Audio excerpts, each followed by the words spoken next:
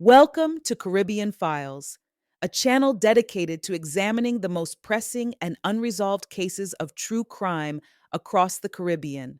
In this episode, we turn our focus to two heartbreaking cases separated by decades, yet bound together by chilling similarities. The case of 11-year-old Akiel Chambers in Trinidad and Tobago, and the recent case of 11-year-old Adriana Young in Guyana. Both children left home on what should have been ordinary days. Both were later found dead in swimming pools, under circumstances that continue to raise troubling questions. And in both cases, families have been forced into the dual role of grieving loved ones and relentless advocates for justice. In May 1998, Trinidad and Tobago was shaken by the disappearance and death of Akiel Chambers. On May 23rd, Akiel left his home in San Juan to attend a birthday party in Maraval. When he did not return, panic spread through his family. The following morning, his body was discovered in the pool at the residence where the party had been held. The details that emerged were alarming. Early reports suggested signs of sexual assault, and suspicions quickly fell on the party's attendees. Over time, Akiel's case became emblematic of institutional failure. Investigations were marred by missing evidence, unanswered questions, and allegations of high level interference. Despite a coroner's inquest, a police complaints authority probe, and repeated public appeals for justice, no one has ever been held accountable for Akiel's death. More than 2 decades later, his family remains haunted. In 2022, new revelations linking his death to a broader peering resurfaced, reopening wounds and reigniting calls for transparency and justice. For Akiel's family, time has not healed. It has only deepened the anguish of waiting for answers. Fast forward to April 2025 in Tushin, Guyana. 11-year-old Adriana Young went to the Doubleday Hotel with her grandmother and other relatives. She purchased a band for the pool and was last seen near the water shortly after 1 p.m. on April 23rd. When she could not be found, relatives searched frantically and alerted police by 3:30 p.m. The following morning, nearly 20 hours later, Adriana's body was discovered floating in the hotel's pool. What followed has shaken Guyana's conscience. Visible injuries on her face and limbs fueled suspicions of foul play. Against this backdrop, Adriana's family has rejected a government appointed pathologist and demanded an independent autopsy by a North American expert. Still, mass protests have erupted, with citizens demanding accountability and warning against yet another case where truth could be buried. Two children, two different countries, 2 decades apart. Yet the echoes between Akiel's story and Adriana's are impossible to ignore. Both cases involve young victims found dead in swimming pools. Both involve allegations of investigative mishandling. And in both, grieving families are left to push against systems they believe have failed them. These cases are not only about individual tragedies. They are tests of our society's ability to protect children, deliver justice, and hold institutions accountable. In this series, we will examine the similarities and differences between the Chambers and Young cases, review the findings of autopsies and investigations, and consider the impact on families and communities. Most importantly, we will ask, where do these cases stand today? And what lessons do they hold for the Caribbean? This is Caribbean Files, and these are the stories of Akiel Chambers and Adriana Young. To understand the weight of Akiel Chambers' case, it is important to examine not just the events of May 1998, but also the decades of unanswered questions that followed. Akiel Chambers was described as a shy but cheerful boy. He had been invited to a birthday celebration in Maraval, an upscale suburb north of Port of Spain. His family expected him home later that evening. When he did not return, worry quickly escalated into panic. Calls were made, searches were conducted, but no clear answers emerged. By the following morning, the worst fears were realized. Akiel's body was discovered face down in the pool of the residence where the party had been held. Reports at the time noted that he was still clothed, with injuries that raised suspicions of abuse. An innocent child had left his home to attend a party and would never return. The official autopsy confirmed that Akiel drowned, but the circumstances were far from straightforward. Witness accounts suggested that he was not a strong swimmer, but this alone could not explain the troubling signs noted on his body. Questions of whether he had been assaulted, drugged, or forced into the pool circulated almost immediately. Medical evidence, however, was contested, and the reliability of what was collected became a point of lasting controversy. Later reviews found that key forensic materials were either missing, destroyed, or never properly documented. This left families, advocates, and investigators with a haunting sense that the truth had been obscured. The handling of the case by law enforcement has been criticized at every stage. From the beginning, there were allegations of negligence and even deliberate obstruction. Statements from attendees were inconsistent, yet not all were pursued thoroughly. Evidence that might have clarified Akiel's final hours was either lost or mishandled.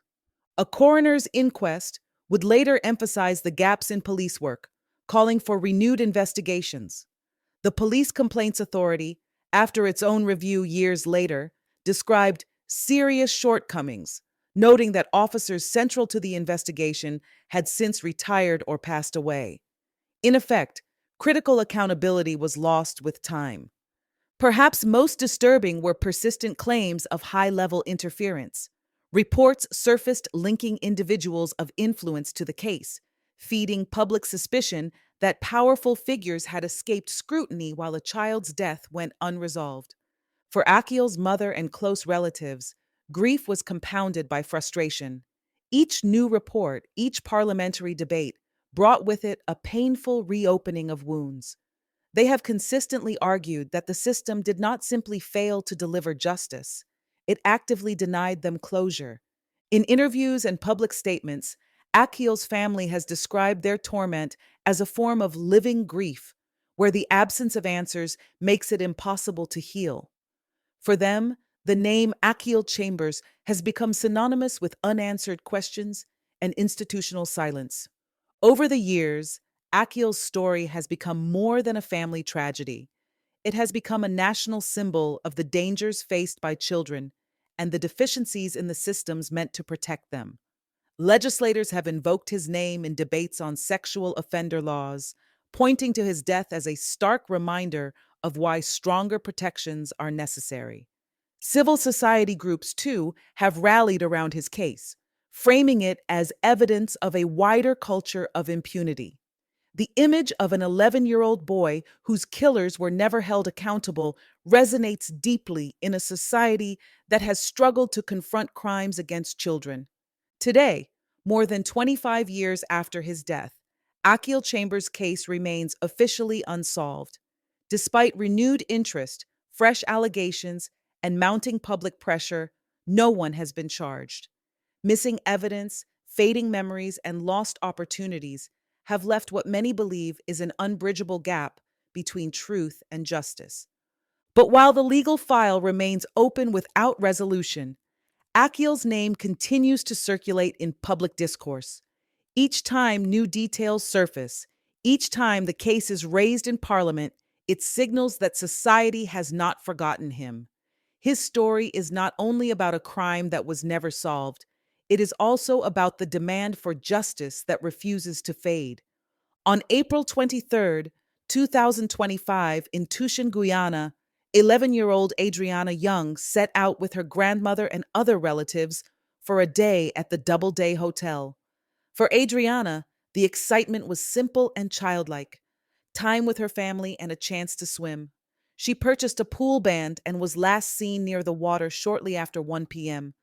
When she did not resurface, relatives quickly grew alarmed. By 3:30 p.m., the family had reported her missing to the police.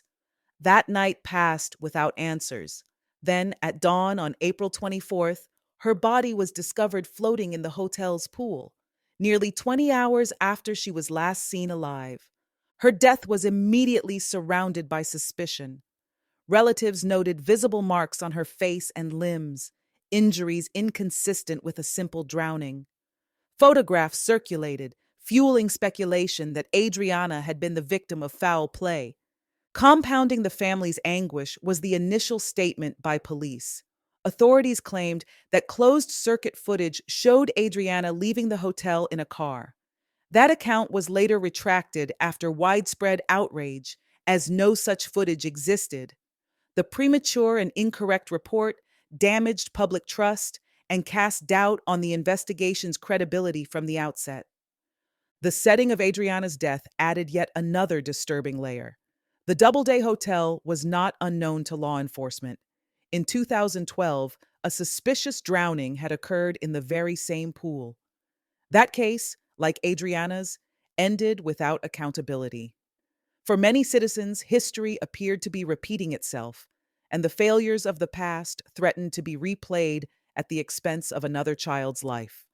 The family's mistrust of the investigation grew rapidly. When the government appointed a state pathologist to conduct the autopsy, they refused to accept the findings, arguing that only an independent expert could ensure fairness. They demanded that a North American forensic pathologist conduct a second examination, with international observers to oversee the process. This demand resonated far beyond the family.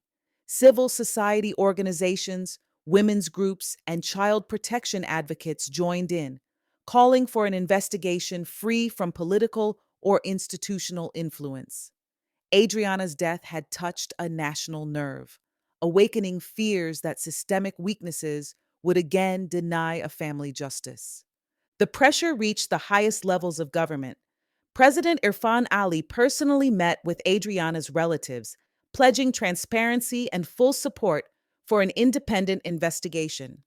He announced the reassignment of regional police leadership in an effort to restore confidence. Yet the reassurances have done little to quiet public anger. Citizens staged protests across the country and the diaspora, carrying signs with Adriana's name and demanding answers. Chants of justice for Adriana echoed through the streets, signaling that this was no longer only a family's grief. It had become a collective outcry. At the heart of the case are questions still unresolved. How did an 11-year-old vanish from a monitored pool area without anyone intervening? What explains the visible injuries on her body? Why did police release a false statement about her leaving the hotel? And why was Adriana only discovered nearly 20 hours after she disappeared in the same pool where she was last seen? Each question fuels suspicion, and each unanswered detail deepens the sense of mistrust. Adriana's case has stirred something larger than itself. It has highlighted the fragility of public confidence in institutions, particularly in the justice system. It has underscored the vulnerability of children in spaces that should be safe.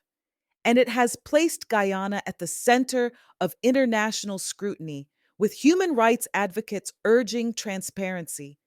For Adriana's family, grief remains raw.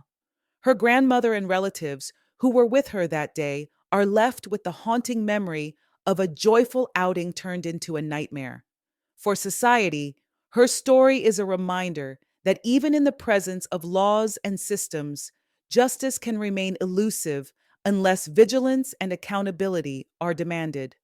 As of now, the investigation into Adriana Young's death remains active. Her family continues to push for independent forensic review, and civil society maintains pressure for international oversight. The protests have not subsided, and the story remains headline news in Guyana and among the diaspora.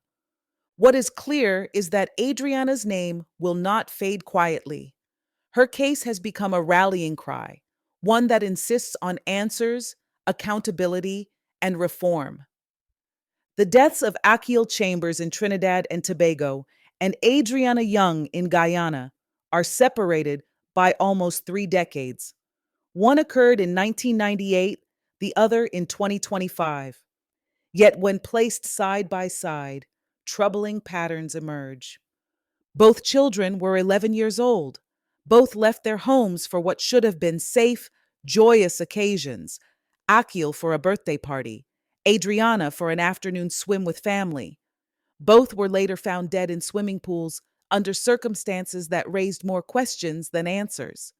In both cases, suspicion of foul play was present from the beginning. Injuries observed on their bodies raised alarms that could not be explained away by simple drowning. And in both, official responses undermined public confidence. For Akiel, it was missing evidence and allegations of interference. For Adriana, it was a false police statement that contradicted reality. The result in both instances was the same. Families and communities left with the belief that truth was being withheld. Yet, despite these similarities, there are important differences. Akiel's case is a story of time, how decades eroded the trail of evidence and left his family with unanswered questions. For his relatives, the fight is no longer about solving a crime, but about demanding recognition of how profoundly the system failed. Adriana's case, by contrast, is unfolding in real time. The evidence is fresh, the public's attention intense, and the pressure on authorities immediate. Unlike Akiel's family, who were left isolated in their search for answers, Adriana's relatives are surrounded by a wave of public protests, media scrutiny, and international advocacy. Where Akiel's case demonstrates how justice can be denied by neglect, Adriana's shows the struggle to prevent history from repeating itself. The medical examinations in both cases underscore the central problem of credibility. In Akiel's case, questions over the autopsy's completeness and the disappearance of forensic evidence have left the truth forever contested. In Adriana's, mistrust arose not from missing evidence, but from who was tasked with handling it. Her family's rejection of a government appointed pathologist reflects a broader lack of confidence in domestic institutions. These contrasting realities highlight a common theme. Families do not feel they can rely on official processes alone to deliver justice. Whether through lost files or mistrusted officials, both cases reveal how fragile the chain of truth can be when oversight is weak. Beyond forensic details and investigative failures, the most enduring impact lies with the families. Akiel's mother has lived for more than 25 years with an unresolved grief that surfaces each time his name returns to public discussion. For Adriana's family, the wound is fresh, raw, and compounded by the feeling that the system may already be failing them. For both, closure has been denied. Instead, they are forced to relive the most traumatic moment of their lives in the public eye, while carrying the burden of ensuring that their children's names are not forgotten. These cases also hold a mirror to Caribbean societies. They reveal how easily public trust erodes when institutions stumble or appear compromised. They show how vulnerable groups, children above all, can be let down by those entrusted with their safety. Akiel's name has been invoked in parliamentary debates about sexual offender legislation, a reminder that his case is more than a tragedy. It is a warning. Adriana's death has sparked protests, editorials, and demands for independent oversight, signaling a refusal to let her story follow the same path of silence. Today, Akiel's case remains officially unsolved, with no realistic path toward resolution. His story endures as a symbol of institutional failure and a rallying cry for reform. Adriana's case is active, with investigations ongoing, her family pushing for international oversight, and civil society keeping pressure on authorities. Whether her story will end differently remains to be seen. Two children, two countries, two eras. Together, their stories reveal a pattern of vulnerability and a system too often unprepared or unwilling to deliver justice. For the families, the grief is permanent. For society, the responsibility is urgent to ensure that what happened to Akiel and what is now unfolding with Adriana do not become recurring chapters in Caribbean history. This is why Caribbean Files exists, to document, to analyze, and to ensure that these names, Akiel Chambers and Adriana Young, remain in the public conscience until justice, in some form, is achieved. If you believe stories like Akiel's and Adriana's deserve to be told, help us keep these cases in the public eye. Subscribe to Caribbean Files, share this video, and join the conversation in the comments below. Because remembering their names is the first step toward justice.